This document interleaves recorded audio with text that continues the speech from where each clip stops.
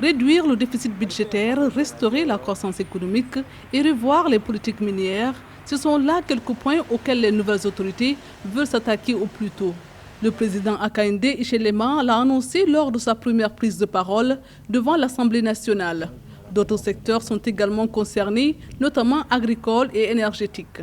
La reconstruction de notre économie figure en tête de notre agenda.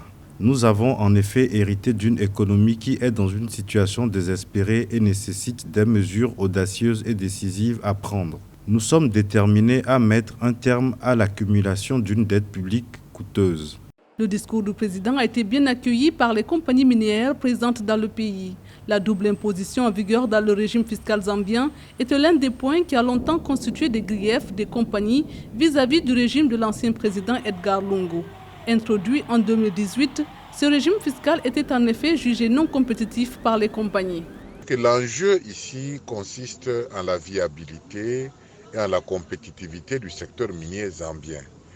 Et tout le monde sait qu'il y a 2 ans environ, la Zambie avait adopté un nouveau régime fiscal qui surtaxait en réalité le secteur minier, ce qui était de nature à décourager et l'activité économique et donc rendre en même temps le secteur minier peu compétitif par rapport au monde. Parce qu'on vous le rappellera que la Zambie avait donc de ce point de vue le taux de taxation le plus élevé du monde, ou parmi les plus élevés du monde.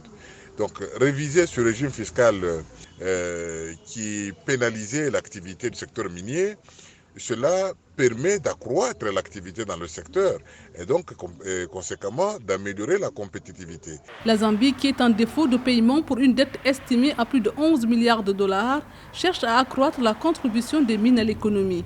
Le pays espère donc augmenter sa production annuelle de cuivre à 2 millions de tonnes d'ici 2026 contre 822 000 tonnes enregistrées en 2020.